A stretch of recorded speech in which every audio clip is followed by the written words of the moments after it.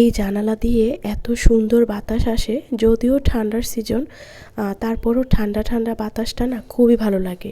আর সকাল সকাল তো আরও ভালো লাগে। যাই হোক, হ্যালো এভরিওয়ান, আসসালামু আলাইকুম। তোমরা কেমন আছো? আমি আলহামদুলিল্লাহ ভালো আছি। আজকের ব্লগে তোমাদেরকে ওয়েলকাম করছি। যাই হোক, সকালবেলাটা শুরু হয়েছে এক গ্লাস চিয়া সিড দিয়ে। যদিও আমি এটা আসলে রেগুলার খাই না, ওয়েট কমানোর চেষ্টায় থাকি। আমার যদি মনে হয় যে কয়দিন আমি একটু ডায়েট করে ওয়েটটা কমে, ধরো 1 কেজি যদিও কমে, আমার কাছে মনে হয় একটু শরীরটা হালকা লাগছে, তখন না আমার আবার খাওয়া দাওয়া শুরু হয়ে যায়। যাই হোক, এটা আমি একদমই ইরেগুলার বলতে পারো। আর আজকে চলো তোমাদের সাথে আমার ক্যারামেল চাটা আমি শেয়ার করি। আর এই ঠান্ডার সিজনে যাদের একবার ঠান্ডা লেগেছে তাদের আর ঠান্ডা ছাড়ার নামই নেই।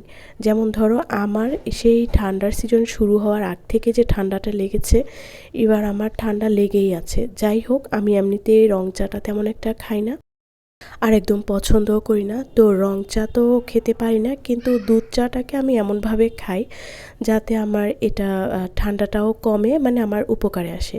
এই তো দেখো, আমি এভাবেই চাটা বানাই। এই যে যেমন প্রথমে আমি একটু আদাটাকে ছেঁচে নিলাম, তারপর সাথে কিছু এলাচিও দিয়ে দিয়েছি, মানে একটু মজা হয়। আর এর পরে কি করেছি, একটা পাতিলে কিছু চিনি, মানে পরিমাণ মতো চিনিটা নিয়ে ক্যারামেল করে তারপর দুধ দিয়ে দিয়েছি, তারপর যে ছেঁচানো আদাটা আছে সেটা দিয়ে দিয়েছি। যাই হোক, কিছুটা বলক নিলে তারপর চা পাতা দিয়ে দিলাম।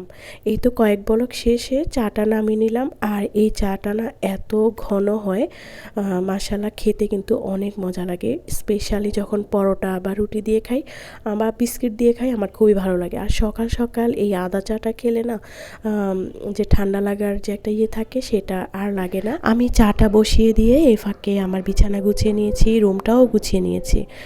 আর আমি যখন বিছানা গুছাই বা নতুন বিছানা চাদর বিছাই, আমার মেয়ে সেই বিছানায় আর কাউকে উঠতে দেয় না। ওর কাছে মনে হয় আমরা বসলে সেটা এলোমেলো হয়ে যাবে। আর ওর এই কর্মকাণ্ডগুলো দেখলে আমার নিজের কাছেই অনেক ভালো লাগে। আর বাচ্চারা তো এভাবেই শিখে নেয়, মানে ওরা যেটা দেখে সেটাই ওরা আয়ত্ত করে নেয়। আর আজকে করে নিচ্ছি ভাইরাল যে ডিম পোস্টটা আছে, মানে ডিম পোস্টটা কয়েকদিন ধরে শুরু হয়েছে, সেটা আমি করে নিয়েছিলাম। আর এটা আমি আগেও শেয়ার করেছিলাম, তো আজকে আবার একটু শেয়ার করছি। এটা আসলে খেতে কেমন সেটাই তোমাদের সাথে শেয়ার করছি। এটা আসলে খেতে তেমন একটা স্পেশাল কিছু না। তুমি ধরো একটা ডিম ভাজি খাচ্ছ, সে সাথে একটা ডিম সিদ্ধ খাচ্ছ, এই দুটো টেস্টই, আর কিছু না। আমি একটু টেস্টের জন্য সস দিয়ে দিয়েছি। আজকের ব্লগটা আমি এখানে শেষ করছি। তোমরা ভালো থেকো, ভালো লাগলে অবশ্যই একটা কমেন্ট করে যাবা। আল্লাহ হাফেজ।